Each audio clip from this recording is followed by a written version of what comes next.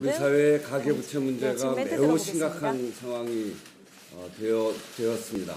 그런 어려운 여건 속에서도 가계부채 문제를 바로잡기 위해서 애쓰고 계시는 존경하는 김동연 부총리 그리고 김현미 국토부 장관님을 비롯한 여러분들께 수고하신다 하는 감사의 말씀 먼저 드립니다.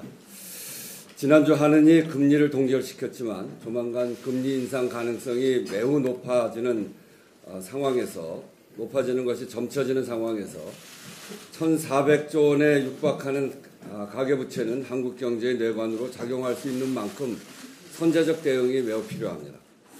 더욱이 가계부채의 절대량이 지난 정부의 빚내서 집 사라라고 하는 투기 조장 정책으로 인해 기하급수적으로 증가했고 금리 변동에 대단히 민감하게 반응할 수 있기 때문에 그 어느 때보다도 정밀한 관리가 필수적입니다.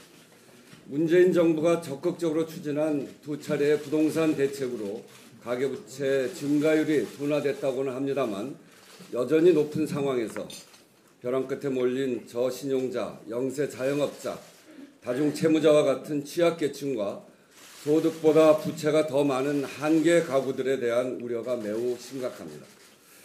오늘 당정협의를 거쳐 다듬어지고 내일 발표될 가계부채 종합대책은 그 어느 때보다도 강력하고 세심한 정책이 될 것입니다.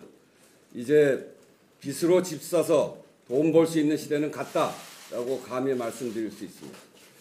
이번 종합대책은 총량 관리와 취약차주 지원을 목표로 신DTI 도입 등 다주택자의 대출 규제 강화 방안과 벼랑 끝에 내몰린 다중채무자, 저신용 저소득자, 영세 자영업자, 한계 가구와 같은 취약계층을 위한 맞춤형 대책을 큰 골자로 하고 있다고 할 수 있습니다. 아울러 규제 강화로 인한 풍선 효과를 차단하고 실수요자에게 과도한 부담이 발생하지 않도록 세심한 배려도 함께 해나가야 할 것입니다. 높은 가계부채는 가계 소비를 위축시킬 뿐 아니라 한국 경제 성장의 발목을 잡는 큰 족쇄가 될 수 있습니다.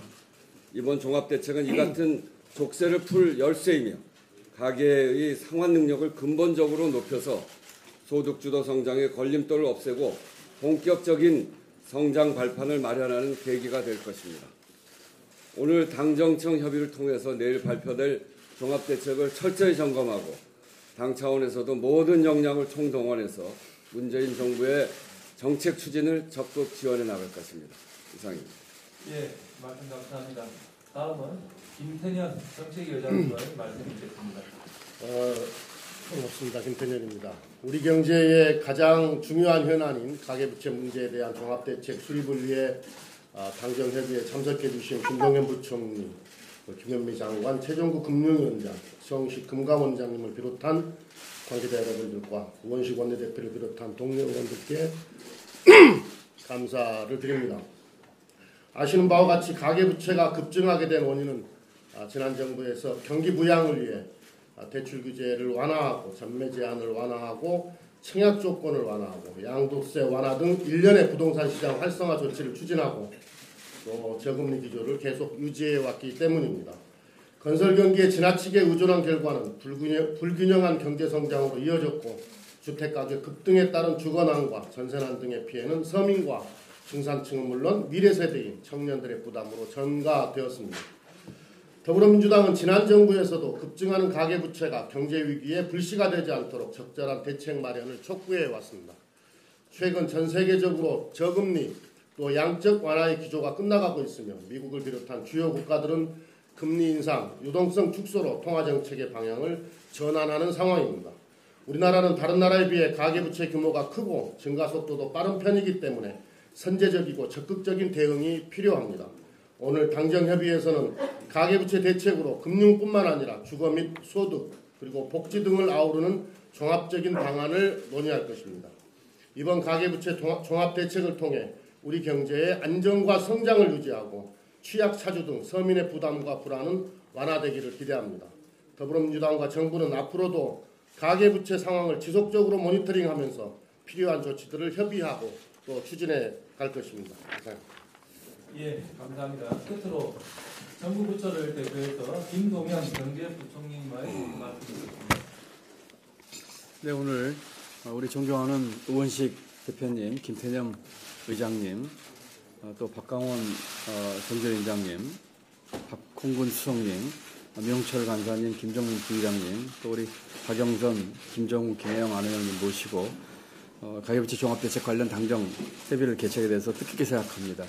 그간 가계부채의 질적 구조가 개선돼서 당장의 금융 시스템 리스크로 이어질 가능성은 높지 않지만 총량면에서 GDP 대비 가계부채 규모가 크고 빠른 속도로 증권세가 지속되고 있어서 선제적인 대응을 통한 리스크 관리가 필요한 상황입니다. 특히 대표님께서 말씀해 주셨습니다만 주요 선진국의 통화정책 정상화 등으로 인해 본격적인 금리 인상 국면에 접어들 경우에는 금리 변동에 취약한 고위험 가구와 자영업자의 어려움이 가중될 수 있어 보다 세밀한 관리가 필요합니다.